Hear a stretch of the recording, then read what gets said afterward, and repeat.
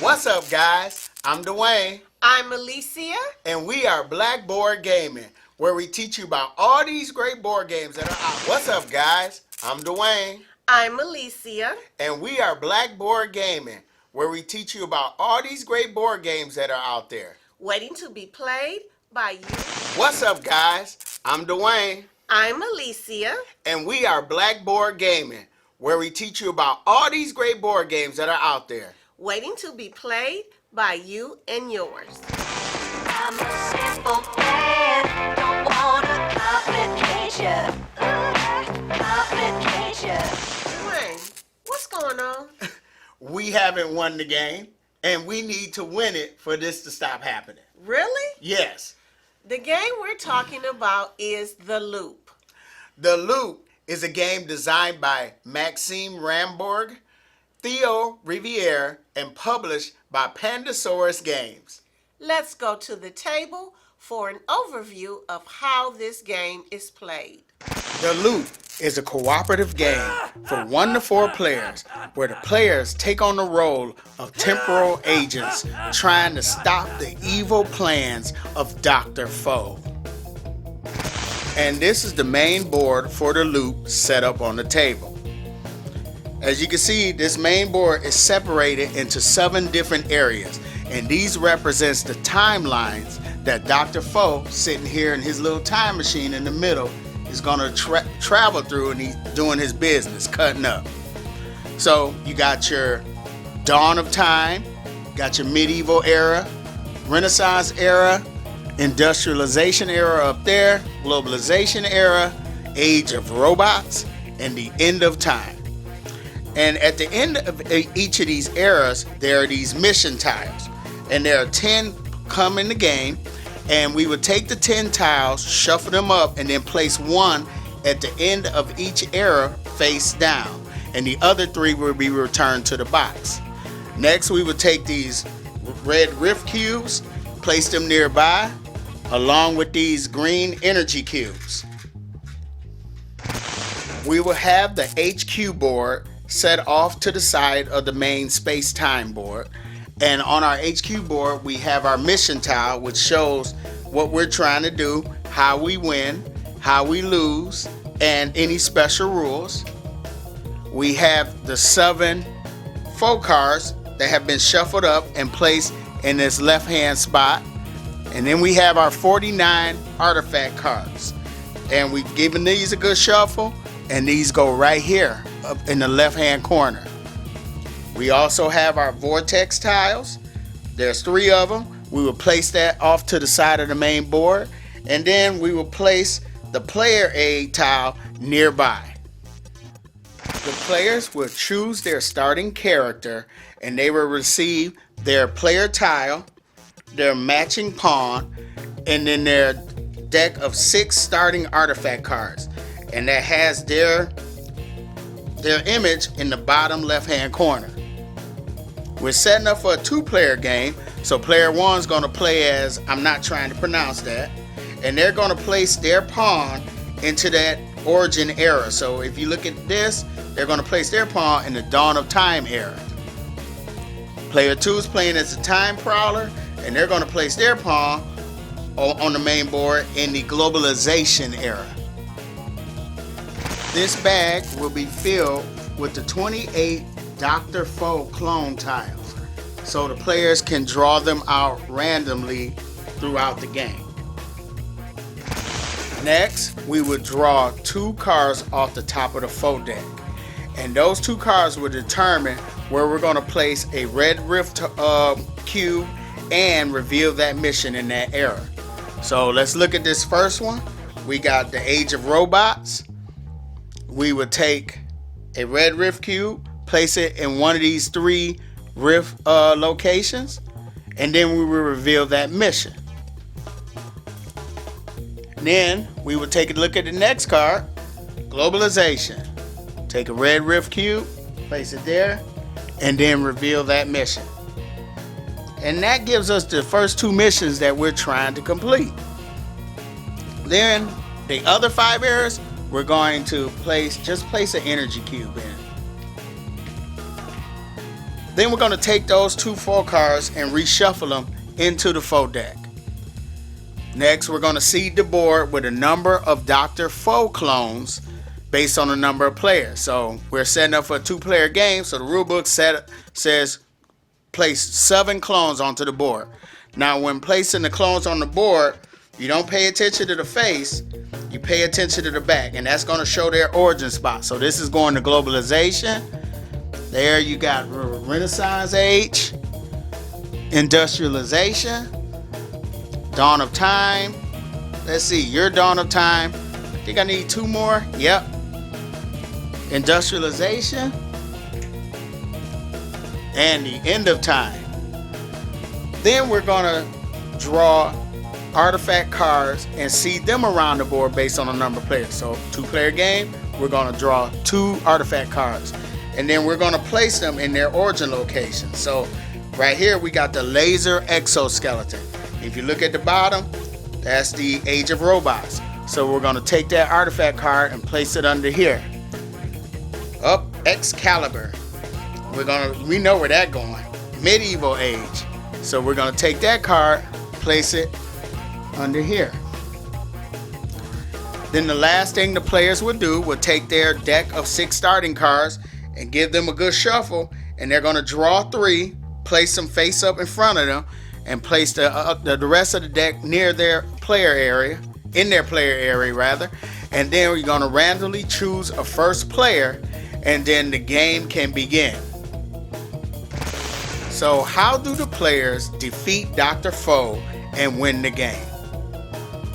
So if you look at here, they achieve victory by completing 4 missions. There are 7 missions on the board, but there are only 2 revealed. So of course, you gotta wait till they're revealed and then you can complete them. Now, remember there are 3 mission tiles that weren't chosen in setup, so let's take a look at them.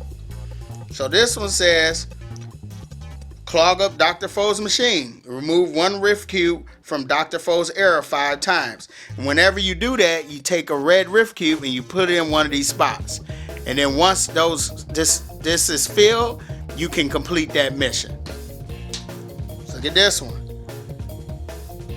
Remove 1 rift cube from 7 different eras. This one is do a loop in Dr. Foe's era 4 times. And I will explain what it means by doing a loop in a little bit. So that's the only way the players can win this game. But there are 3 ways the players can lose the game. Now, the first 2 I'll talk about in a little bit, but the third one is dealing with this foe deck. So in each round of the game, one of these foe cards is going to be drawn. It's going to tell you where Dr. Foe is going to go, which era he's going to go to and cut up. If this is depleted, then we reshuffle and we place it in the 2nd cycle. If that happens again, we put it in the 3rd cycle, and then if it happens here, the players automatically lose. So let's go over how each player turns goes. So their turn is broken up into 5 phases. There's the foe phase, action phase, acquire artifacts, complete a mission, and then refresh. So the foe phase, if you look here in the 1st cycle, we will reveal one of these Dr. Foe tokens and place it in that origin area. So this is going to the end of time. Place it on the board. And then we reveal an artifact card. Look at the bottom, and that's where we're going to place that. Pastor's vaccine rather. Then we're going to draw one of these cards and place it, discard it, and that's going to show the era where Dr. Foe is going to start cutting up at. The drawn foe card is going to show you which era Dr. Foe is going to travel to and wreak havoc. So as you can see, we got the beginning of time. We're going to take his time machine and face it towards the beginning of the time where the middle chute is facing out into that era. Then we're going to drop a number of cubes through his time machine. So if you look at this card again, for every era you're going to drop 2 into that chute, but you're also going to drop +1 for every clone in that era. right now we got 2 clones in that era. So we're going to be dropping 4 cubes. So let's drop them in, see where they go. This one popped off, so we're going to go in there. All right, so 3 went here and 1 went here. So I think this is a perfect opportunity to show you the other 2 ways the players can lose in this game. So as you can see, they can each era can only hold 3 rift cubes. If ever a 4th went there and we have no way of dealing with it, then Dr. Foe has caused a vortex. The mission that's in that era will be removed from the game. If there were any artifacts, they would be gone, and then we would take the cubes off, and then we would take one of these vortex tiles and place it in that era. So we can't place any more artifacts in that era when we draw artifacts. Now, cubes can still go here though. So if we ever have to put a second vortex here, then the players will automatically lose the game. Also, keep in mind, there are only 3 of these vortex tiles. So if ever we got to a point where we had to place a 4th one, we automatically lose the game. So those are the 3 ways we can lose at this game. If you have to place a 4th vortex tile anywhere on the board, if you have to place a second vortex tile in one era, or if that foe deck runs out during the 3rd cycle. Of course, fortunately that didn't happen, but we got some stuff we got to deal with right here. So now the foe phase is over rather, and so now we move into the player's action phase, that active player. So the active player can do 3 things on their turn, and they can do as many as they can if they have enough resources to do it. So the 3 things they can do is move, they can activate actions on their cards, or they can loop. So let's talk about moving. To move your token, you can move your token to an adjacent area, but you have to spend an energy to do it. So if this token wanted to move here, he could spend this energy. If he wanted to move here, he spend that energy, but here there's no energy. So he might be stuck there. But each player has a battery symbol up there, and they have 1 free movement once per turn. So they would just flip this over to show that they use that battery. Also, this particular character, when you use your free move, you may move to any era. So he might want to jump way over here where there's energy, and then he can use that energy to move. So that's how a player moves, and he can move as much as he wants as long as there's energy to be spent. The next thing I can do is activate the actions that are on my artifact cards. And remember, I had a hand of 3, and your hand is always face up in front of you. So let's take a look at these. I got my neural temporal connectors. I can add 1 energy to my era, which the era that you're currently in, and then move 1 era. So that gives me a free movement without spending any energy. So I decided to activate that, so I turn it sideways. I add an energy to that era, and I move 1. So I look at my wireless zapper. That lets me swap my agent with the clone from an adjacent era. So I decided I'm going to swap with this guy and move myself back over there. Thing is, if you remember these clones, they have their origin where they originate on the back, but on the front, where their monocle, you're trying to get them to that era that matches that. So that's the end of time. I get him in there. That means he's removed from the board, returned to the bag. So that's how you get rid of clones.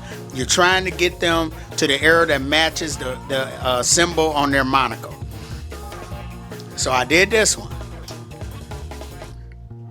Spiky fur.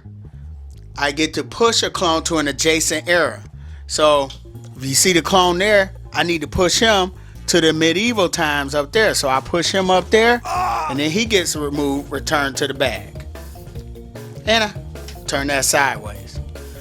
So I've done all my actions, Now, the other thing I can do is I can loop. So when looping, you spend the energy that's in the area that you're in, and you can reset cards that all the cards have the same symbol. So I got these two cards, they got that same symbol. I reset them. I can't reset this one, doesn't have a symbol.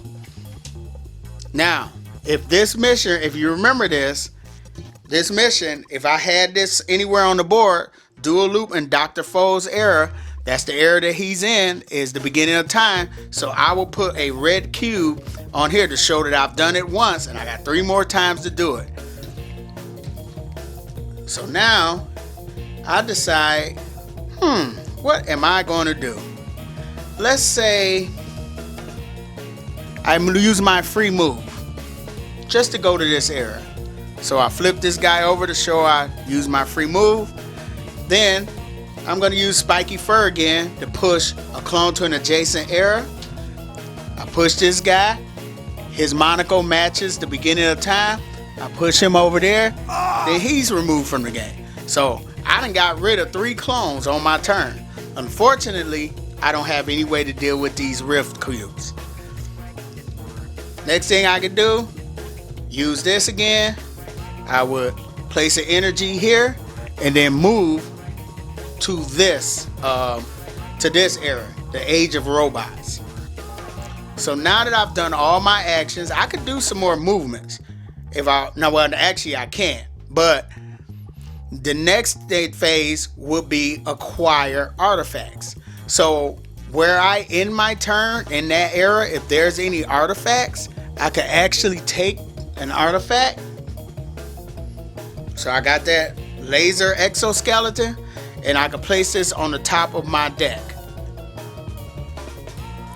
Then I can complete missions.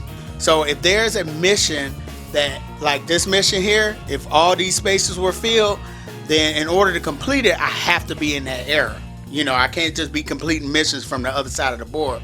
I can fill this up, but in order to say it's complete, I have to be in that area. So let's say I happen to be there.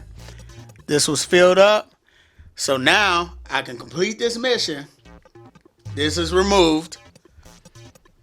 Then, as a reward, every player gets to get an artifact card off the artifact deck. We would draw a number of artifact cards based on the number of players +1, and then we would choose which one we want to put into our deck.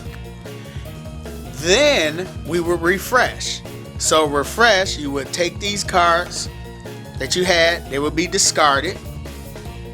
You would draw 3 cards off the top of your deck. This guy, he would be recharged, and then the play would go back up to the foe phase for the next player. And that's pretty much what you're trying to do in this game. You're moving your pawn around the board through the different eras of time, trying to get rid of his clones, trying to move rift cubes, doing everything you can to damage his time machine. And just say this player aid really comes in handy if you have any questions about what some of the actions do.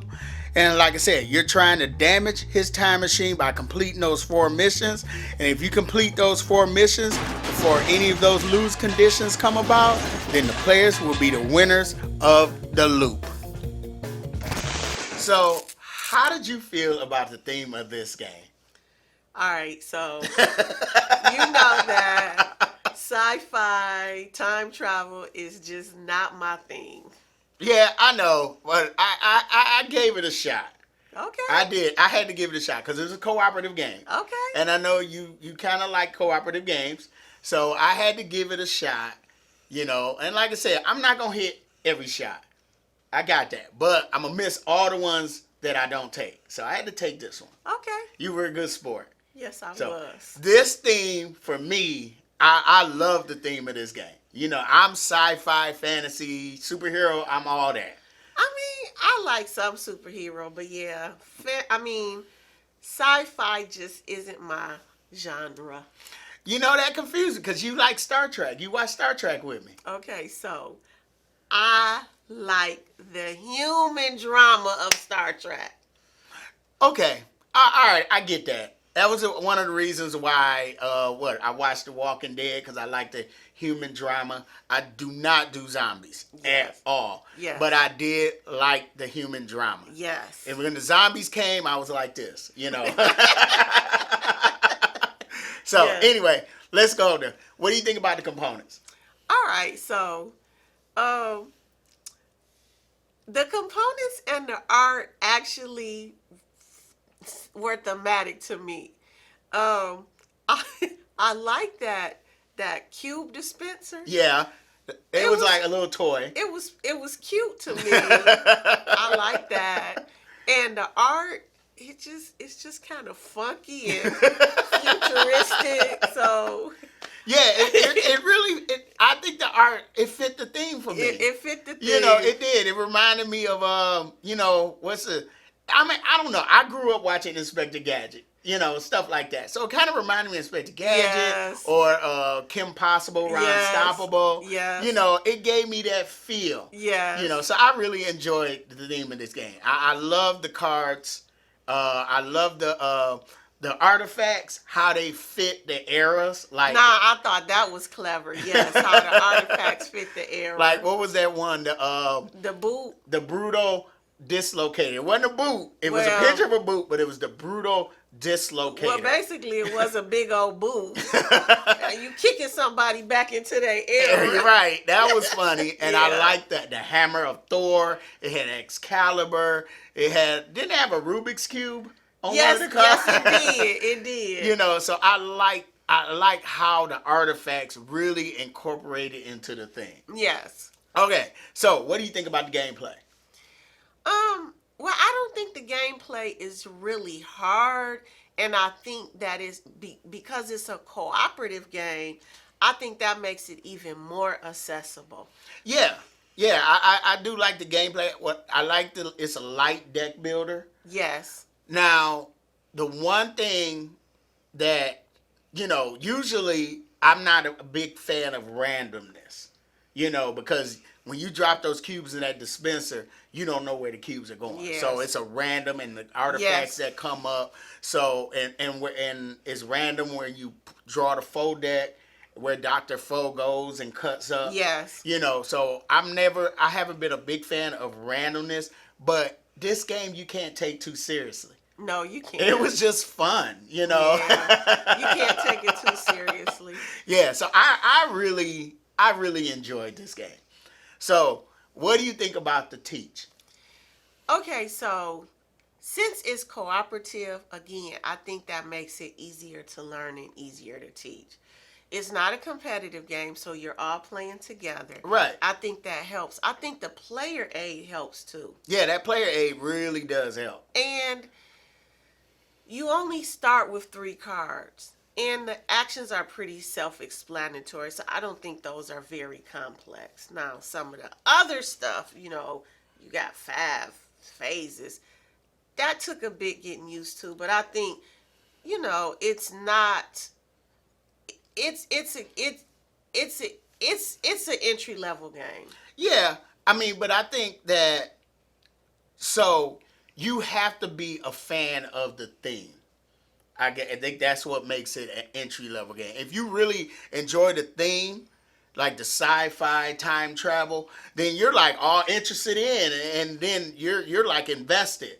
But if you don't really like the theme, like you, it does take a little bit more to catch on. Yeah, it's a little bit more effort. Yes, I would have to concur. But this game falls under, like, when you're trying to bring people into the hobby, you want to find games that they find relatable, Yes, or appealing. Yeah. So, I mean, to be honest, I think this is a cute game. It just doesn't appeal to me because just the theme just doesn't float my boat. And like you said, it was hard to get into it for that reason. Right. Well, on my end, I really enjoyed this game. Now, to let you know how that is, you notice all this stuff stopped happening. That's because I played it solo and I won. So are you saying I'm the weakest link? No, I would never say that. Smart man. Smart I man. would never say I need to eat. You know? I mean, but anyway, overall, we got mixed feelings about the loop. Well, not personal mixed feelings. I love it. For me, if you like sci-fi, if you like time travel, this game might appeal to you. This wasn't my favorite game. Yeah, but I will play this a lot. Glad they have a solo mode. So that's how we feel about the loop. If you like the contents of this video, feel free to hit that like button.